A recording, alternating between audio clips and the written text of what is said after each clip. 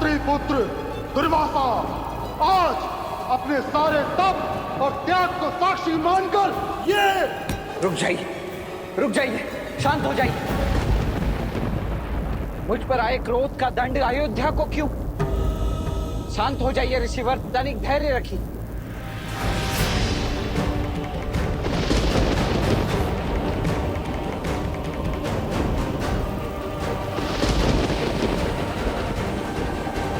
मैं आपके हर आदेश के आगे नतमस्तक होने को सज्ज हूं।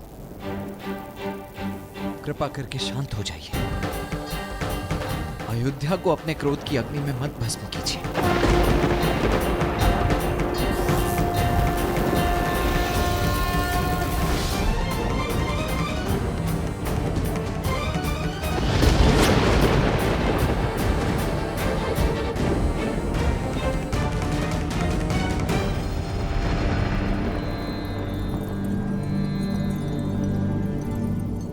जितना आवश्यक भैया की आज्ञा का पालन करना है,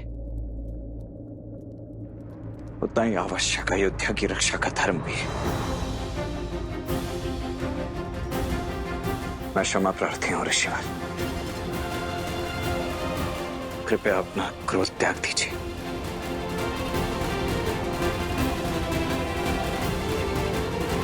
आप यहीं रुकिए, मैं भैया को बुला लाता हूं। दुविधा माही लखन घिर आए, आज्ञा राजा की माने या राज बचाए।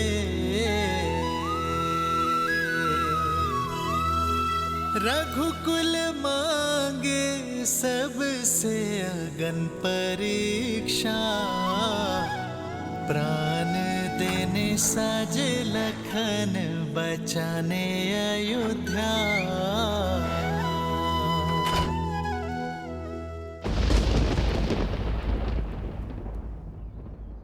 हम आपको वचन देते हैं, आज से हम देह व्यापार का भाग नहीं बनेंगे। और यदि कोई हमारे समक्ष भी इस पाप पर आतुर हुआ, किसी मानव को बेइज्जता दिखाई दिया, किसी माता को उसके संतान से भिन्न करता पाया गया, तो हम सब उसका विरोध करेंगे। अति उत्तम। आप सबने हमें इतना प्रेम दिया, स्वीकृति दी, इतना सम्मान और सत्कार किया, उसके लिए आप सबका कोटि कोटि धन्यवाद। इस स्थान को छोड़ने का मन तो नहीं कर रहा है, किंतु अपनी यात्रा को संपूर्ण करने के लिए हमें आगे बढ़ना होगा। और जब तक मैं ना लौटूं, तब तक मेरे राज्य का कारोबार आप और आपकी पत्नी संभालेंगे। अब से लवपुरी का दायित्व कुछ समय के लिए मैं आपको देता हूँ। महाराज लौकी, महाराज लौकी, महाराज लौकी।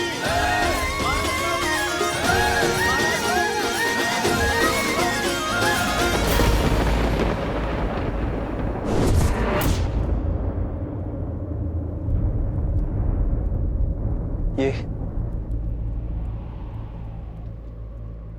क्या किया तुमने लक्ष्मण? जो इस आज्ञा का उल्लंघन करेगा, मैं उसे मृत्यु दंड दूंगा।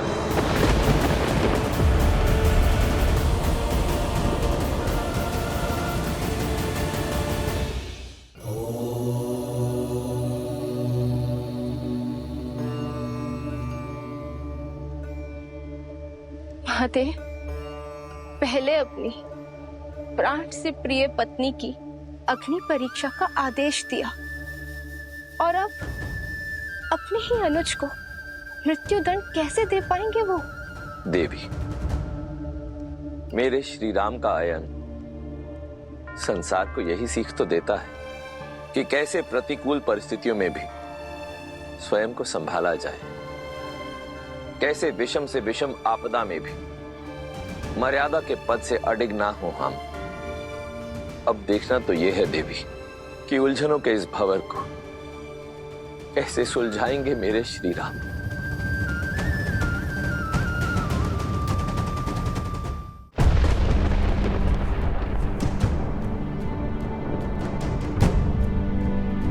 ये कौन थे भैया और आपसे मिलने तो प्रश्न ये है कि तुम भीतर क्यों आए? क्यों लक्ष्मण? मेरे आदेश देने पर भी तुम मृत्यु दंड के मुख में क्यों चले आए? मैं भीतर आने और आपकी आज्ञा का उल्लंघन करने के लिए क्षमा प्रार्थी हूं महाराज, किंतु मैं यहाँ यदि नहीं आया होता तो महर्षि दुर्वासा संपूर्ण अयोध्या को जलाकर भस्म कर देते। अपने राज्य को, अपनी मातृभूमि को बचाने के लिए मुझे भीतर आना पड़ा महाराज। परंतु आपने मुझे बताया नहीं भैया कि ये कौन थे और ये यहाँ आपसे मिलने के लिए। उसकी चिंता छोड़ो लक्ष्मण, तुम जाओ और ऋषि दुर्वासा को सम्मान सहित भीतर लेकर आओ। जाओ। जो इस आज्ञा का उल्लंघन करेगा मैं उसे मृत्यु दंड दूंगा।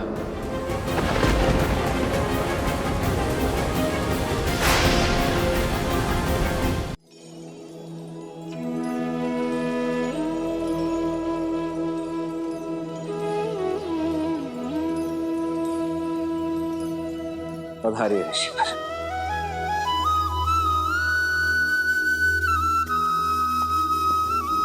जब तक मैं आज्ञा न दूं तब तक कोई इस कक्ष के भीतर नहीं आएगा। जो इस आज्ञा का उल्लंघन करेगा मैं उसे मृत्यु दंड दूंगा। लक्ष्मण ने अपना धर्म निभाया है, मुझे भी अपने दिए हुए वचन निभाने होंगे, किंतु अपने ही आज्ञा के उल्लंघन का जो दंड मैंने निश्चित किया था, इस दंड का दंश अपने भाई को कैसे दे दूं मैं? कैसे ही अपने भाई को मृत्यु दंड दे दूं? नारायण मन नर की पीर पुकारे, त्याग लखन के रह राम विचारे।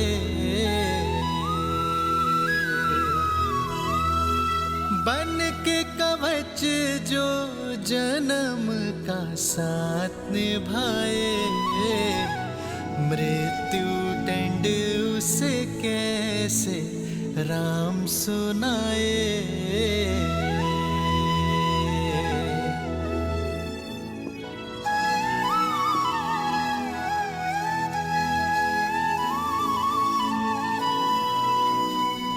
भैया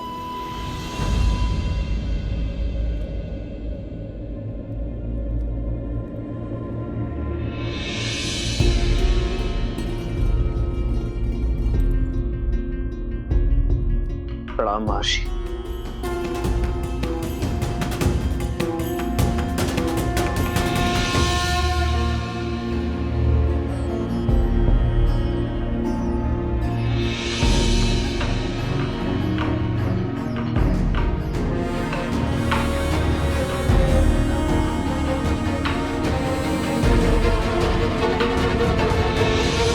आपका कथन उचित है महर्षि।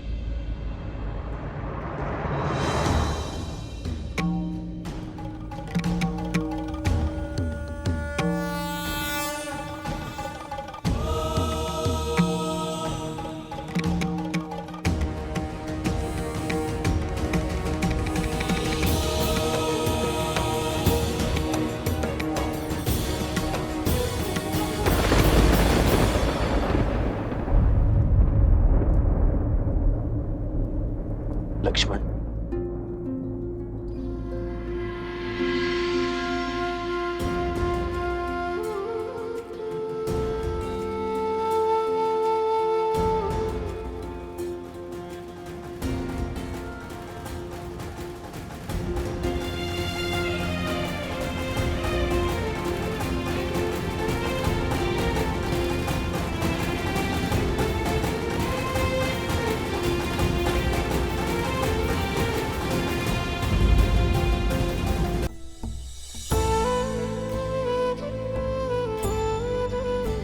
भैया मेरे भगवान, मेरे भैया प्रभु श्री राम ही हैं। और यदि मेरे भगवान के ऊपर किसी ने शास्त्र उठाया, कवच ये लक्ष्मण होगा है।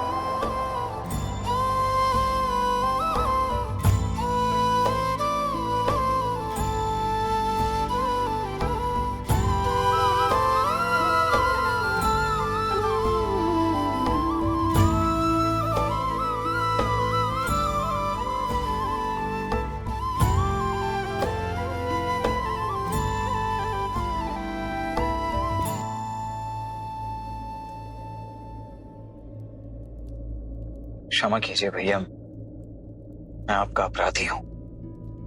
मुझे खेद है कि मैं आपकी आज्ञा की अवज्ञा करके भीतर कक्ष में प्रवेश कर गया। मैं जानता हूं कि आप इस बात से अत्यंत व्यथित और विचलित हो गए, और मुझे इस दुस्साहस के दंड का भी भान है। आपकी चिंता का यही कारण है ना भैया?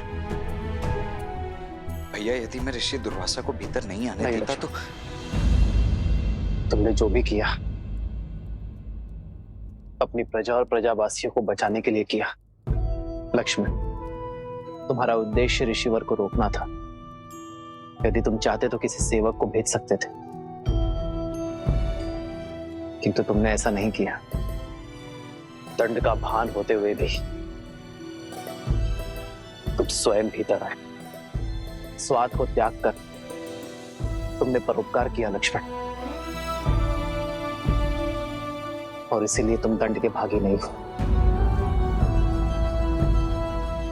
तो भैया, अयोध्या के नियम और अयोध्यापति के वचन तोड़े नहीं जा सकते। नियम और वचन धर्म की रक्षा के लिए होते लक्ष्मण, और तुमने अपने कर्म से धर्म की रक्षा की है। तुम भीतर स्वार्थ के भाव से नहीं, निस्वार्थ भाव से आए थे। मृत्यु को भय त्याग कर आए थे, और इसीलिए तुम्हारा दंड क्षमा योग्य है लक्ष्मण।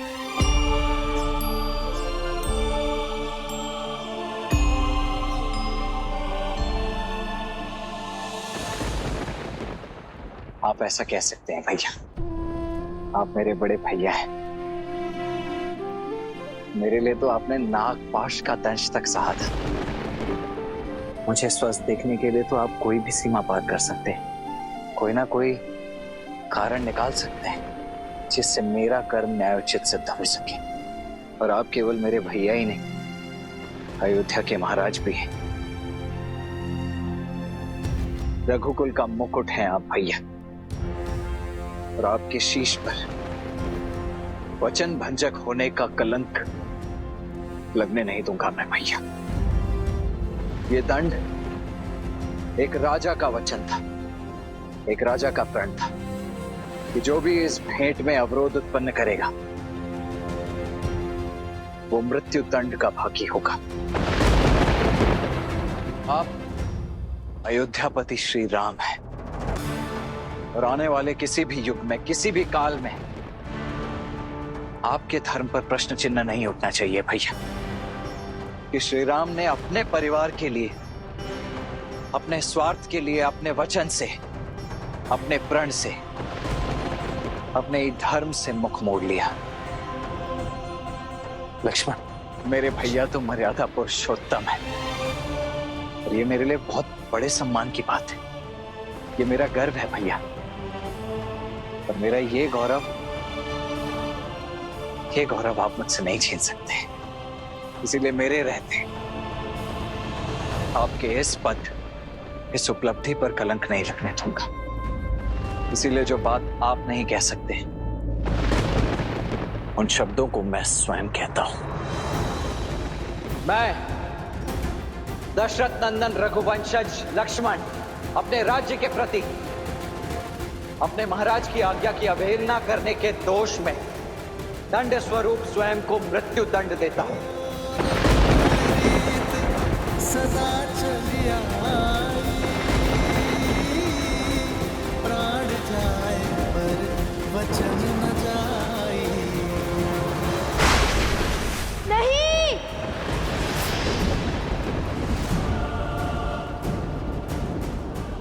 हुआ? तुम ठीक तो हो ना? मैंने बहुत बुरा सपना देखा हनुमान जी।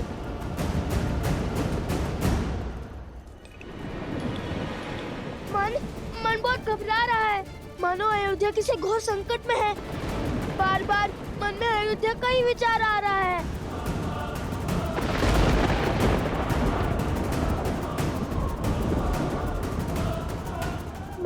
मेरे स्वप्न का क्या कारण है? क्यों मेरा मन इतना व्यथित है?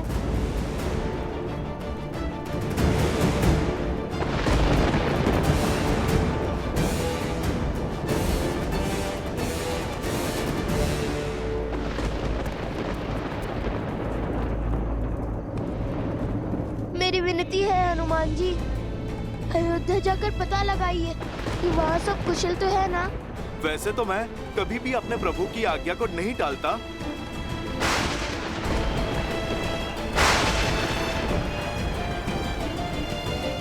किंतु आपकी चिंता भी तो मेरे प्रभु और मेरे परिवार से ही संबंधित है। इसीलिए मैं अयोध्या अवश्य जाऊंगा। यदि अयोध्या पे संकट के बादल मंडरा रहे हैं तो आप निश्चिंत हो जाइए।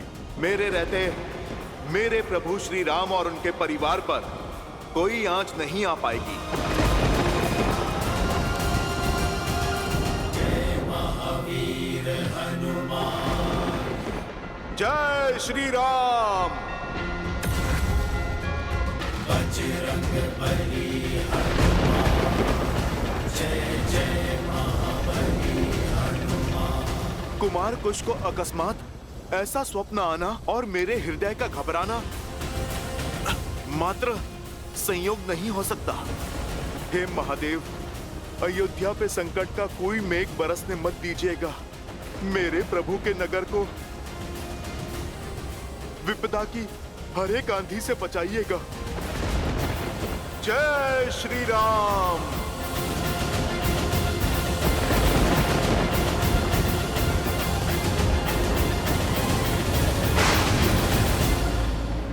लक्ष्मण,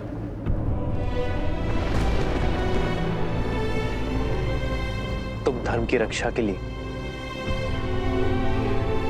अपने प्राण तक दांव पर लगाने के लिए सच हो गए। गर्व है मुझे तुम पर, तुम्हारी धर्मनिष्ठा पर। धन्यवाद भैया। मुझे ज्ञात था कि आप मेरे निर्णय के कारण को अवश्य समझेंगे और इसमें मेरा साथ अवश्य देंगे। किंतु निर्णय एक का पक्ष सुनकर नहीं लिया जाता लक्ष्मण। अब तक मैंने तुम्हारी बात सुनी और समझी, अब बारी तुम्हारी है लक्ष्मण, अयोध्या के महाराज की बात सुनने की। और मैं तुम्हें आदेश देता हूं कि अभी इसी क्षण से इस चर्चा को समाप्त कर दो। परंतु भैया। हाँ लक्ष्मण, मैं इस चर्चा का अंत करना चाहता हूं। सीता को खोने के पश्चात मैं अपने भाई को नहीं खोना चाहता लक्ष्मण। मैं तुम्हारी मृत्यु का आदेश नहीं दे सकता। क्षमा करें महाराज, परंतु अयोध्यापति के इस आदेश को नीति की स्वीकृति नहीं है। रघुकुल के सम्मान के लिए, वचन के लिए रघुवंशी अपना बलिदान देते हैं और इस बलिदान से मैं अपना पग पीछे नहीं ले सकता। लक्ष्मण महाराज और बड़े भाई होने के नाते आपसे आज्ञा चाहता हूं, क्योंकि आपकी आज्ञा के बिना मेरे पग आगे भी कैसे बढ़ पाएंगे। ये पावन धरती छोड़ परलोक नहीं जा पाएंगे भैया।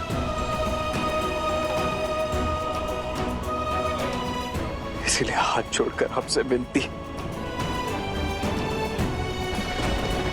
कि मुझे ये देह त्यागने की अनुमति दे दीजिए।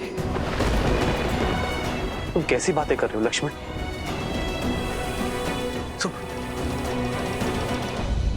महादेव, श्री राम लक्ष्मण को सब सत्य बताकर स्वयं को और उन्हें इस पीड़ा से मुक्त क्यों नहीं कर देते? क्योंकि नर अवतार को भावनाओं के भंवर को सहना ही पड़ता है देवी। सुख, दुख, पीड़ा, आनंद सबका स्वाद चखना ही पड़ता है। इस समय नर की देह में है नारायण। इस समय वो केवल एक भाई है, जो अपने अनुज की पीड़ा से व्यथित है, संसार के पालन करता नारायण नहीं, जो सुख दुख मोह माया से परे हो। बैठो लक्ष्मण।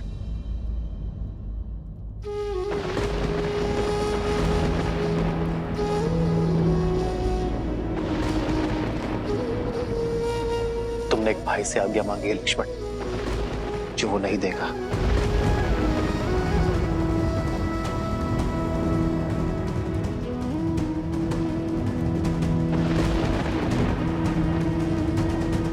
स्मरण है लक्ष्मण, गुरु वशिष्ठ के आश्रम में मैंने तुमसे क्या कहा था?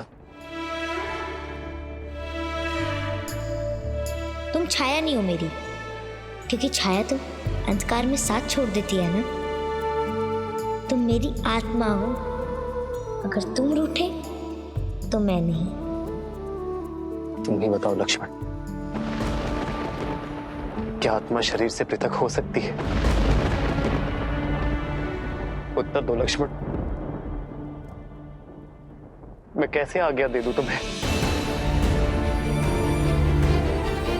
लक्ष्मण, तुमने तो अपना जीवन, अपना सर्वस्व मुझ पर लुटाया है। मुझे कांटों पर ना चलना पड़े, इसलिए तुम सदा कांटों भरी डगर पर चलते रहे। मेरे और सीता के दास बनकर रहे हो तुम लक्ष्मण। सदा ही मेरा संबल बनकर रहे हो तुम, और तुम चाहते हो कि मैं तुम्हें अपने प्राण त्यागने की आज्ञा दे दूं? अरे तुम्हारे तो प्राण मुझ में बसते हैं लक्ष्मण। लक्ष्मण,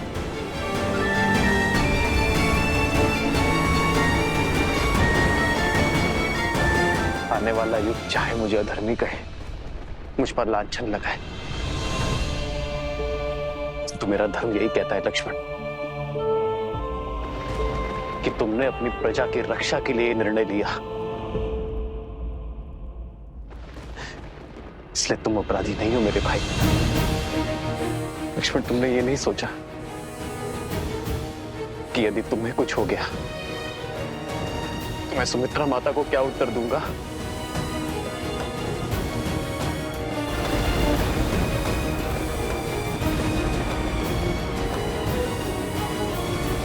मेरी माता ने तो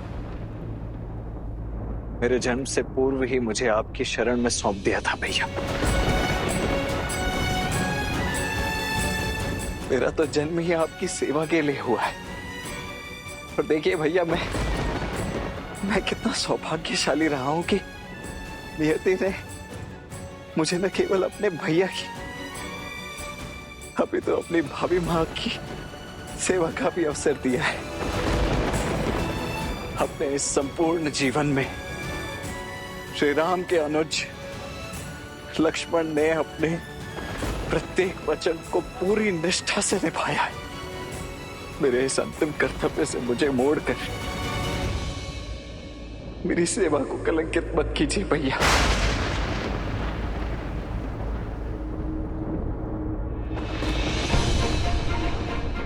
महाराज का आदेश वचन होता है भैया, और उसे निभाना, उसे संपूर्ण करना प्रजा का धर्म। अब आपकी आज्ञा का उल्लंघन तो कर ही चुका हूं मैं, परंतु उससे जुड़े आदेश को अवश्य पूरा करूंगा मैं।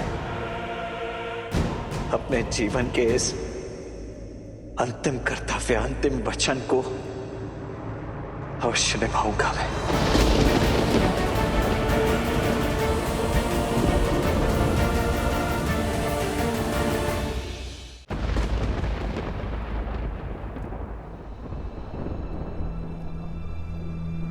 परंतु अपने भैया की अनुमति मिलने के पश्चात, इसलिए जब तक आप मुझे स्वयं देह त्यागने की अनुमति नहीं दे देते, तब तक इसी क्षण से ये लक्ष्मण अन्न जल त्यागने की प्रतिज्ञा लेता है।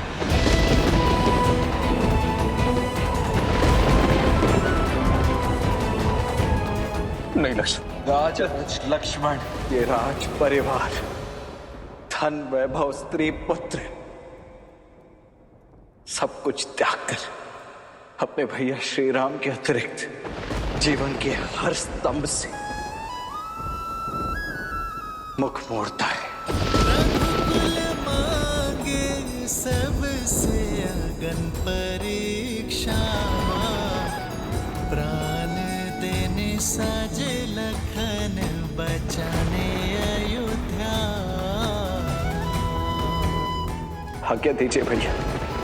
बन के कवच जो जन्म का साथ निभाए, मृत्यु दंड उसे कैसे राम सुनाए।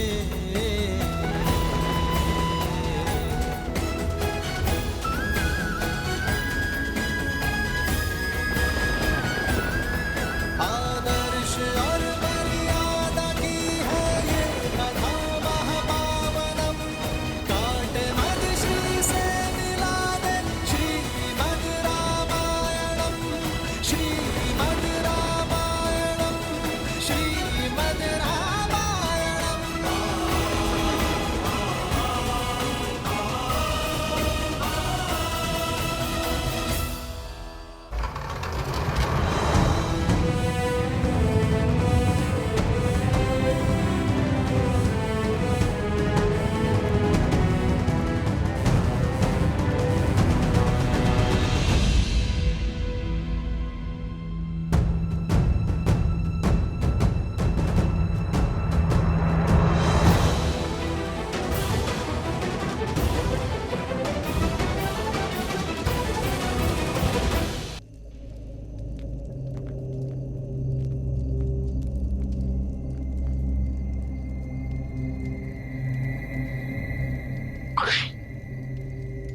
देखो नीचे एक गांव है।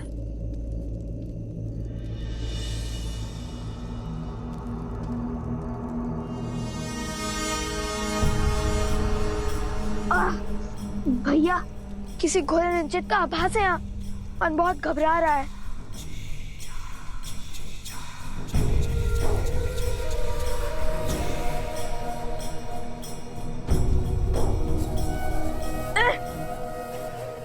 ये क्या है?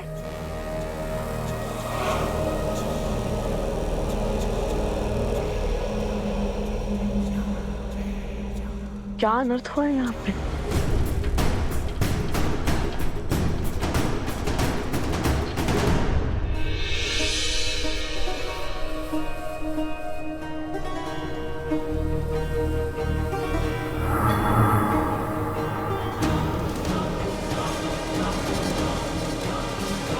भैया लगता है किसी की दृष्टि है हम पर।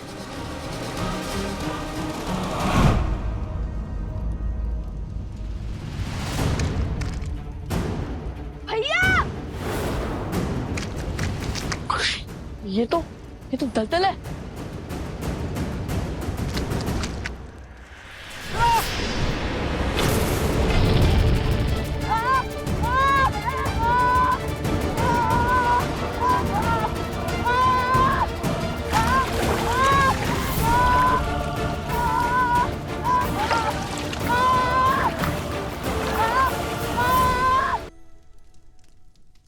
लक्ष्मण भैया, ये कैसी प्रतिज्ञा है? भला ऐसा भी क्या संकट आन पड़ा जो आपने अन्न, जल, घर, परिवार सब कुछ त्याग दिया? ऐसी कौन सी आज्ञा की आस है आपको प्रभु श्री राम से? भैया, आपको हुआ क्या है? आप मुझे कुछ बताएंगे?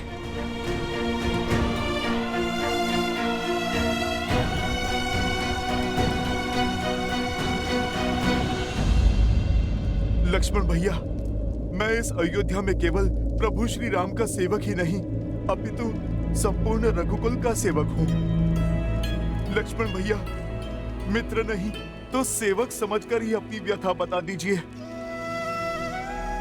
हनुमान जी, आप ही के कारण तो ये लक्ष्मण युद्ध भूमि में मृत्यु के मुख से पुनः जीवन को प्राप्त कर पाया था।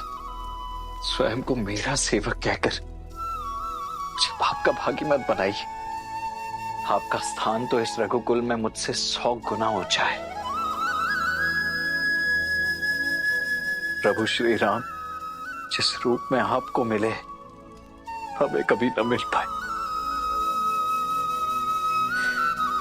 कितने अभागे हैं हम। मैं अपनी व्यथा से आपको चिंतित नहीं करना चाहता, केवल इतना कहूंगा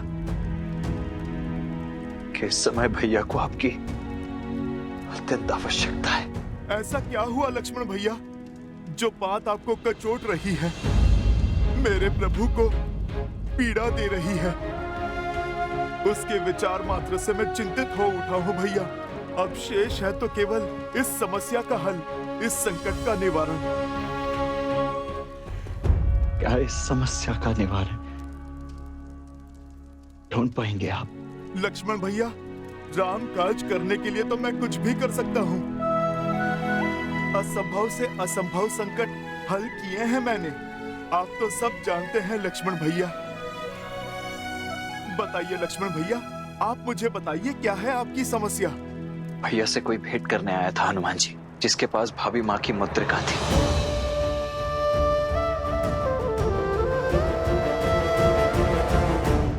जब मैं उन्हें भैया के कक्ष में लेकर आया तो भैया ने मुझे आदेश दिया कि उनके वार्तालाप के मध्य कोई भी ना आ पाए। लक्ष्मण, हम दोनों एक महत्वपूर्ण चर्चा में हैं। जब तक ये समाप्त ना हो तब तक कोई इस कक्ष के भीतर नहीं आएगा। फिर क्या लक्ष्मण भैया, किसी ने प्रभु की आज्ञा का निरादर किया?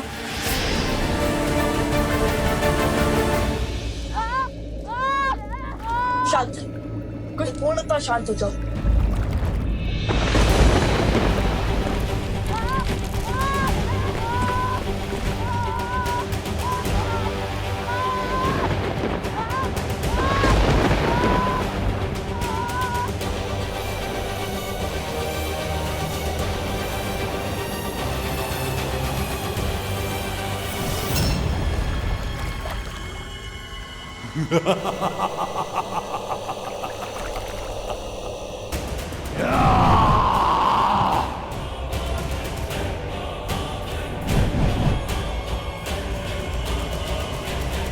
कितना सुंदर क्षण है। अयोध्या के कल लव कुश मेरे पाश में फंसी गए, वो भी इतनी सरलता से। अद्भुत।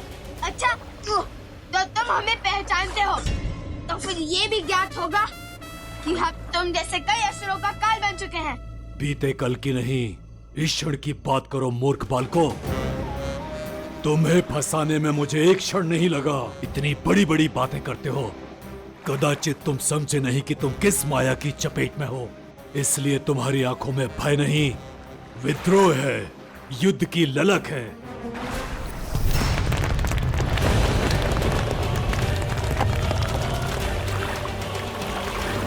अब मेरे अतिरिक्त तुम्हें इस दलदल से कोई नहीं निकाल सकता, कोई नहीं। कौन तो ना परिचय दो। क्यों नहीं, मृत्यु को प्राप्त होने वाले की अंतिम इच्छा अवश्य संपूर्ण होगी, ताकि तुम्हारी आंखों में भय के बादल देख पाऊं। मैं चंद्रबाहु पुत्र अष्टबाहु हूं।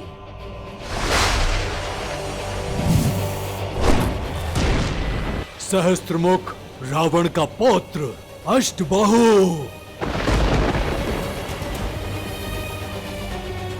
मेरे कुल, मेरे परिवार के विनाश का प्रतिशोध है ये कि तुम यहां तड़प तड़प कर मरोगे और तुम्हारे पिता राम तुम्हारे वियोग की पीड़ा में वहां मृत्यु को प्राप्त होगा।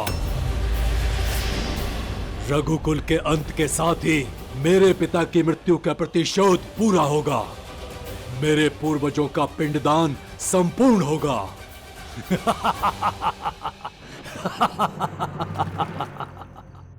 क्या लक्ष्मण भैया, आपके प्रवेश करते ही वो कक्ष से लुप्त हो गए?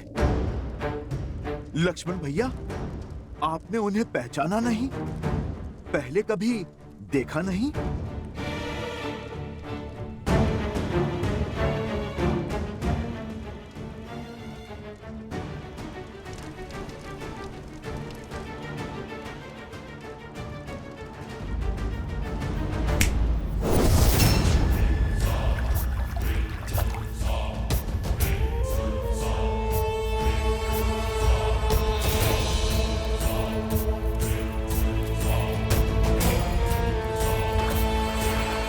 अब धीरे धीरे तुम दोनों मेरे बनाए इस दलदल में धंसते जाओगे और कुछ ही क्षण में मृत्यु को प्राप्त हो जाओगे।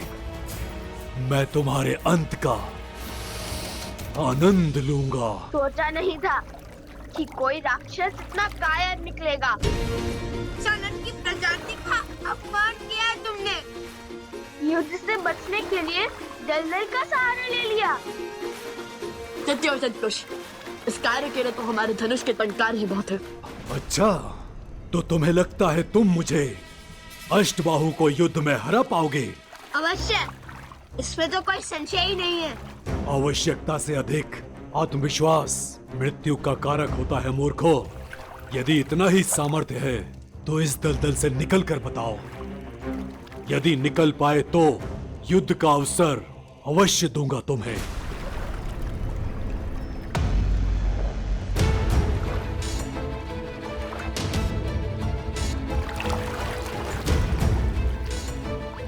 मूर्ख, कोई लाभ नहीं होगा इस वस्त्र का। यहाँ आसपास कोई वृक्ष नहीं है जिस पर लटक सको।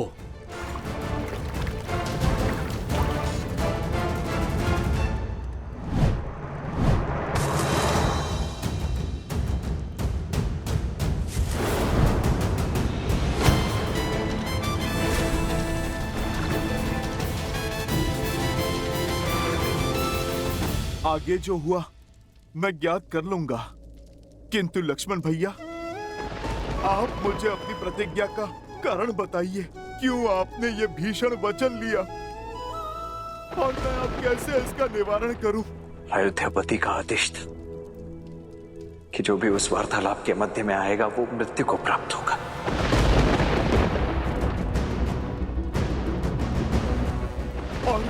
और अयोध्या को बचाने के लिए आपको भीतर जाना पड़ा। बात भाई पर आई तो भैया अपने आदेश से ही पीछे हटने लगे। हनुमान जी, इस समस्या का केवल एक ही निवारण है। मनाइए उन्हें। आपको उन्हें कहना होगा कि वो मुझे मृत्यु का ये दंड भोगने की आज्ञा दे दें।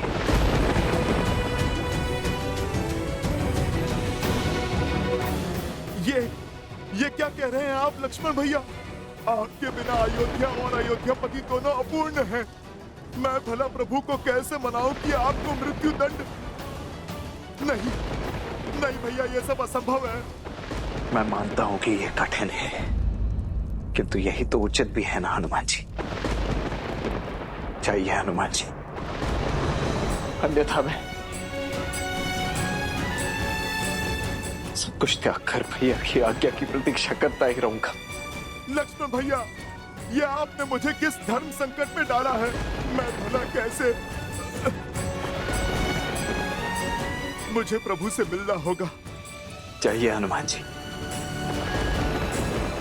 और शुभ समाचार लेकर ही लौटिएगा। अयोध्या की लाज अब आप ही के हाथ में है।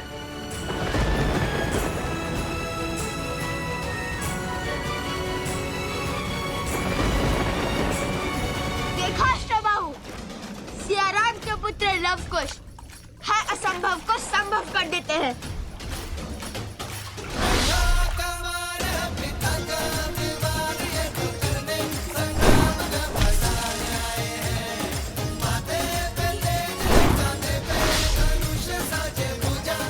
मूर्खता की सीमा पार कर रहे हो बालको। इतनी सरलता से मुझ पर बाण चला पाओगे? मुझे मृत्यु के घाट उतारोगे? चूक गए ना लक्ष्य से। लवकुश है हम, कभी चूकते नहीं। ये बाण तुम्हारे लिए नहीं था।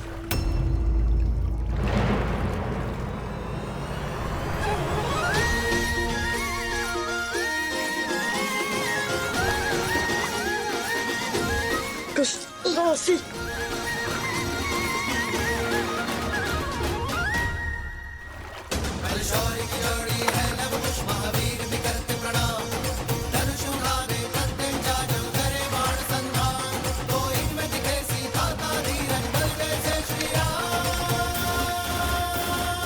अति उत्तम। अर्थात तुम्हारा अंत इस दलदल के पास में नहीं, मेरी भुजाओं के पास में होगा।